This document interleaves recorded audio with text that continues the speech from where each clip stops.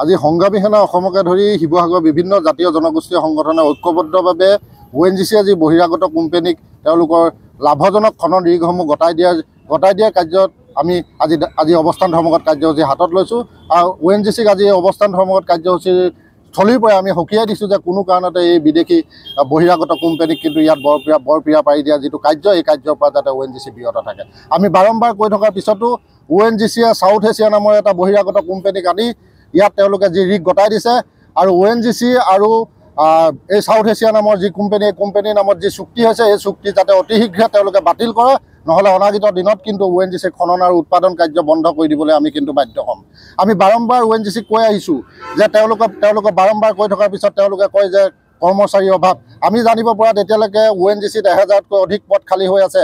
অতি শীঘ্ৰে তেওঁলোকে 1000 পদ দিয়াৰ ব্যৱস্থা গ্ৰহণ কৰক আৰু প্ৰত্যেকটো চাকৰিয়ে কিন্তু খিলঞ্জীয়া যুৱক যুৱতী থলুৱা খিলঞ্জীয়া যুৱক যুৱতীয়ে পাব লাগিব, এইটো নিশ্চিত কথা।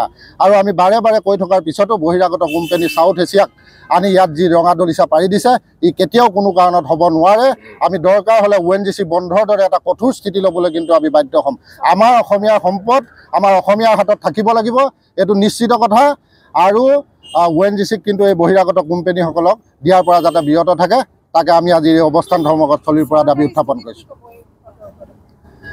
আমি চৰকাৰক আজি এই অৱস্থানস্থলীৰ পৰা আমি মুখ্যমন্ত্ৰী ডাঙৰীয়ালৈও আহ্বান জনাইছোঁ। আপোনালোকৰ মাধ্যমৰ জৰিয়তে আমি মুখ্যমন্ত্ৰী ডাঙৰীয়া আমি হস্তক্ষেপ দাবী কৰিছোঁ, যাতে ONGCয়ে যি এই অসমীয়াৰ যি নিষেধ কৰা এটা মানে চক্ৰান্ত কৰিছে, এই চক্ৰান্তত যাতে মুখ্যমন্ত্ৰী মহোদয়ে এটা ব্যৱস্থা গ্ৰহণ কৰে, যাতে বহিৰাগত কোম্পানী কোনো কাৰণতে যাতে ৰঙা দলিচা ONGCয়ে পাৰি দিব নোৱাৰে, এই ক্ষেত্ৰত যাতে মুখ্যমন্ত্ৰীয়েও এটা ব্যৱস্থা গ্ৰহণ কৰে, তাকে আমি এই অৱস্থান ধৰ্মঘটস্থলীৰ পৰা আমি দাবী উত্থাপন কৰিছোঁ। আৰু ONGCক আজিয়ে 72 ঘণ্টা সময়সীমা দি দিছোঁ, যাতে 72 ঘণ্টা সময়সীমাৰ ভিতৰত তেওঁলোকে নিজৰ স্থিতি স্পষ্ট কৰক, নহ'লে অনাগত দিনত কিন্তু ONGCয়ে গণতান্ত্ৰিকভাৱে তীব্ৰ প্ৰতিবাদৰ সন্মুখীন হ'বলৈ কিন্তু সাজু থাকক।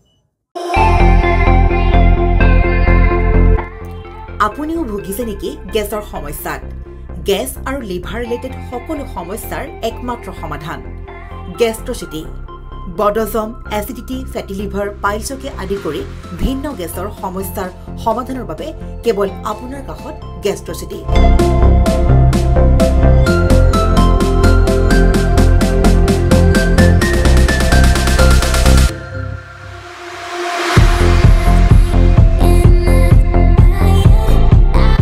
ভিজিট কৰক গেষ্ট্ৰচিটি, গুৱাহাটী, হাতীগাঁও চাৰিআলি।